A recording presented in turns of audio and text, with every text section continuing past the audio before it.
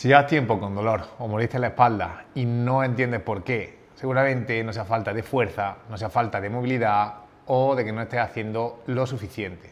Ese es el punto en el que se encuentran muchas de las personas con las que empiezo a trabajar y el problema es que intentan resolverlo sin entender realmente qué es lo que pasa. Y así se pueden tirar meses o incluso años, dando vueltas en el mismo punto sin avanzar. Pero antes de seguir con el vídeo, permíteme que me presente. Mi nombre es Alejandro Prassede, llevo más de 10 años con mi propio centro de entrenamiento, que empezó siendo un centro de CrossFit, y poco a poco he ido evolucionando hacia un centro multidisciplinar, donde en los últimos años me he enfocado en ayudar a otras personas a recuperarse de su dolor de espalda con entrenamientos específicos de fuerza funcional utilizando implementos como Landmine, Kettlebell, Clubbell y otras herramientas. El objetivo, que entrenen sin miedo, con libertad y sin dolor de espalda.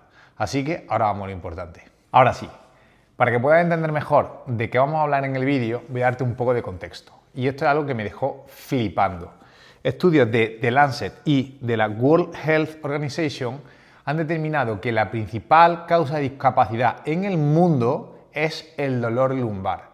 Pero es que lo más escalofriante es que entre el 80 y el 90% de los casos no hay una causa estructural clara. Es decir, 8 de cada 10 personas que tienen dolor lumbar no saben o no viene de una lesión clara, con lo cual me parece increíble.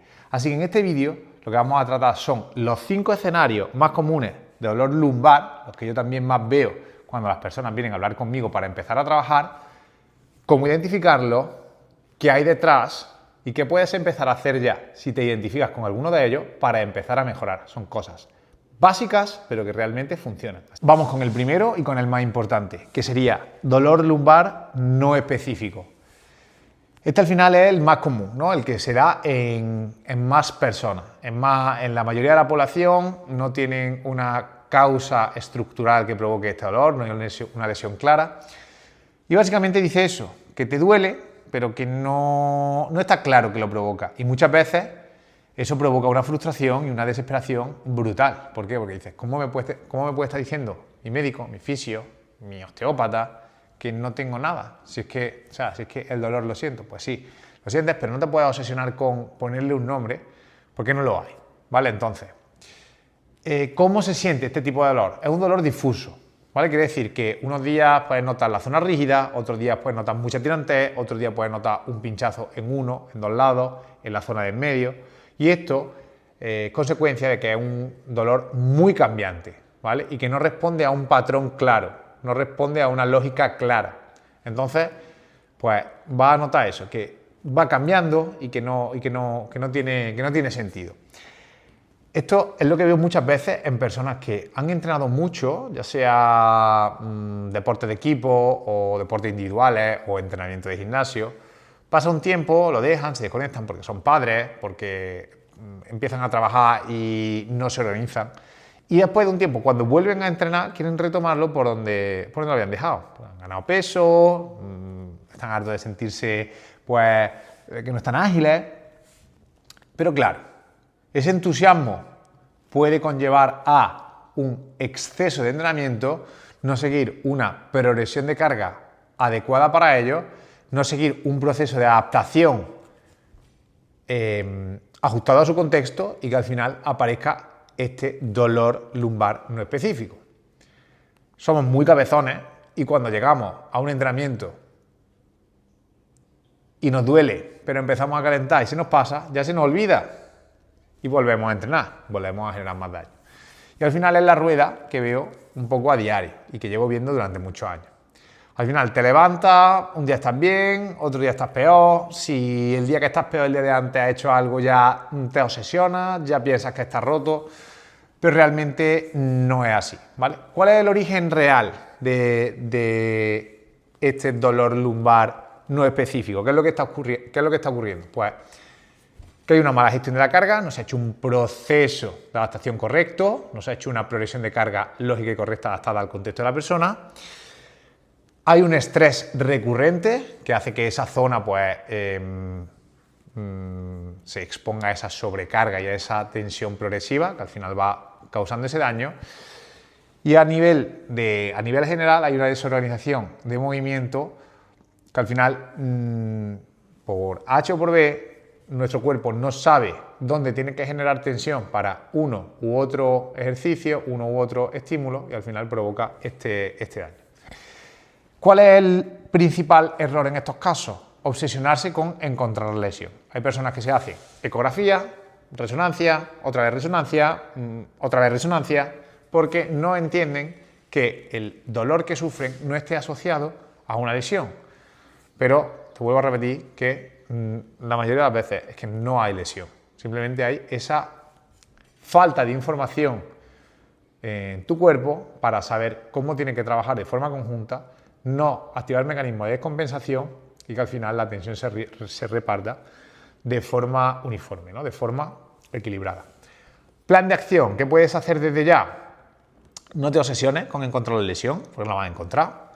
Empieza a moverte con intención, no evites, no fuerces y busca ese proceso de adaptación progresivo y que te haga poco a poco ir reconectando con, si vienes de entrenar, con ese estado en el que estaba, pero que sea muy progresivo, ¿vale? No pretendas de hoy a mañana retomar por donde te dejaste ni retomar los entrenos, porque eso lo único que va a hacer es acentuar más el problema. Escenario 2, hernia o protrusión discal. Aquí es súper importante tener claro que hay muchos perfiles con hernia o protrusión que no tienen dolor, con lo cual, si no hay dolor y no hay limitación, no tenemos por qué tener problema, y hay muchos casos en los que hay mucho dolor y no hay hernia o protrusión discal, con lo cual no tenemos que obsesionarnos en buscar el diagnóstico o encontrar al médico, amigo, cuñado que nos diga, tío, tiene una hernia seguro, ¿vale? Porque no es así, ¿vale? Porque al final lo único que vamos a hacer es seguir dando vueltas sobre el mismo punto. Sintomatología. El dolor es muy localizado, en el punto donde nos han detectado o tenemos la hernia o protrusión, puede ir radial, es decir, podemos notar que sube o que baja, hacia los lados, y se acentúa al flexionarse, ¿vale? Esto es muy común en personas que tienen un trabajo muy sedentario, o bien porque pasen mucho tiempo sentados en la oficina, o bien porque conduzcan mucho, además no tengan una muy buena técnica en cierto movimiento y por circunstancias no dediquen mucho tiempo a ese trabajo pues, de compensación, a ese trabajo específico para al final evitar cierta descompensación y demás. Y cuando realizan un gesto con una carga excesiva o en un contexto de estrés elevado, pues se produce ese arqueamiento de la zona posterior a nivel lumbar o a nivel torácico, ya sea haciendo un peso muerto, ya sea haciendo una cargada con saco, ya sea haciendo una sentadilla, ya sea haciendo lo que sea, y se produce un exceso de presión en el punto donde se flexiona a nivel vertebral y se da lo que se denomina como protrusión o hernia, ¿vale? En el caso de la protrusión sería como un abombamiento y en el caso de la hernia sí que saldría el líquido del núcleo intravertebral. ¿Qué es lo que ocurre aquí? Pues básicamente eso, un síndrome de tijeras cruzadas donde esa flexión provoca que toda la presión que se tiene que repartir en toda la columna como sistema por esa falta de alineación vaya a un único punto donde se provoca ese pinchazo, ¿no? Y esa falta también de presión intraabdominal, no sabiendo ejecutar correctamente una maniobra de Valsalva, de bracing, de hollowing. ¿Cuáles son los errores más comunes? Pues normalmente parar, decir como tengo una hernia no puedo hacer nada y autolimitarte. Esto no quiere decir que en el momento en el que la sufra no pare, es decir, pues si hay dolor y el dolor es agudo tienes que parar, pero es necesario entender que la hernia es el contexto, la causa es que nadie te ha enseñado a agacharte, a moverte, a decirle a tu cuerpo cómo tiene que repartir la tensión para que eso no ocurra y seguramente tengas que enfrentarte a movimientos como ese en tu día a día muchas más veces hasta que, bueno, pues durante toda tu vida. Con lo cual dejar de entrenar no es una opción porque el entrenamiento es el mejor laboratorio para que tú puedas aprender lo que luego va a demandar o las necesidades que luego van a demandar tu día a día. ¿Cuál es el plan de acción aquí? El plan de acción aquí es, obviamente, como te digo, si no estamos en una fase de dolor agudo, no parar, sino aprender de la mano de un profesional, una persona que te pueda enseñar a gestionar bien la carga y a aprender de forma progresiva cómo enseñarle a tu cuerpo a que tolere esa carga y a generar esa tensión.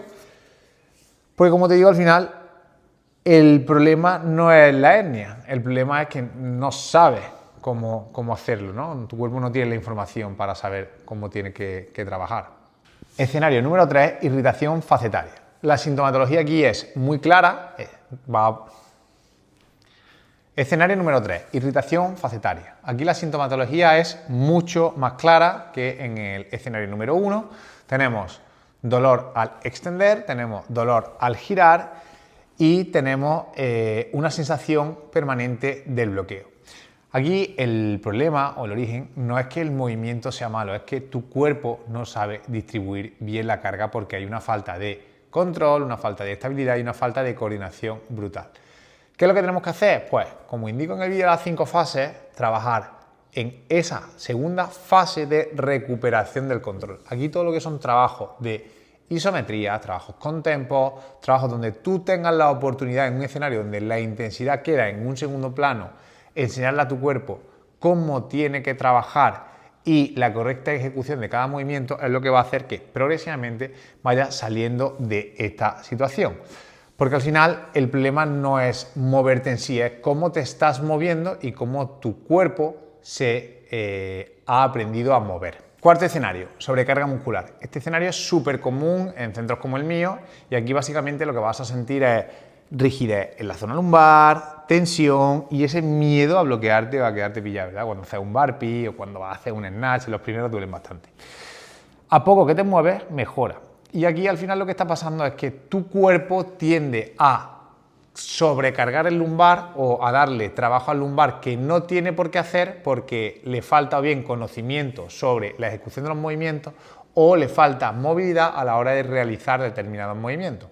Algo que yo veo mucho también en clases en movimientos como peso muerto, movimientos principalmente de bisagra o de kettlebell swing, cuando las personas que tienen menos experiencia tienden a realizar el movimiento simplemente inclinando el pecho hacia adelante y no empujando la cadera hacia atrás, dándole ese trabajo a la cadena posterior, al isquio, es cuando veo cómo poco a poco puede ir apareciendo este escenario, ¿no? El de sobrecarga de zona lumbar. Entonces, al final, el error más común aquí es decir, ostras, estoy sobrecargado, voy a centrar mi estrategia de recuperación o mi estrategia para aliviar la molestia simplemente en estirar. No, hay que hacer un trabajo que te equilibre, un trabajo que te compense y que poco a poco te vaya, como en otros escenarios, que le vaya enseñando a tu cuerpo cuáles son las teclas que tienes que tocar para realizar determinados ejercicios ante determinados esfuerzos.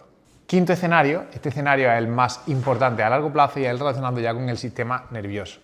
La principal causa viene por una exposición a esta situación de forma continua durante mucho tiempo, un dolor que se ha cronificado y los síntomas suelen ser normalmente un dolor persistente, una hipersensibilización de la zona y cambios sin causa aparente. Aquí el principal problema es que tu cuerpo está en un estado de hiperalerta y ante cualquier amenaza el cuerpo va a mandar una señal de dolor, aunque no haya un daño. Esto lo explico en parte en el vídeo de las 5 fases y el plan de acción aquí sería una exposición a esos movimientos de forma muy progresiva, ¿vale? Porque tu cuerpo no está roto, tu cuerpo lo que está haciendo es mandar señales de dolor ante posibles amenazas que ya en su día le causaron el daño, pero que no necesariamente hoy le están causando daño. Tienes que, a través de esa exposición progresiva al movimiento, ir generando confianza y educando a tu cuerpo para enseñarle que eso ya no le va a provocar daño nunca más. Esto lo puedes hacer tú o lo puedes hacer de la mano de un fisio. A mí, como te comenté en el otro vídeo, me ayudó mucho un amigo que es fisio con un hombro que siempre, después de haber salido de lesión, me dolía al hacer butterfly pull-ups hasta que dejó de dolerme.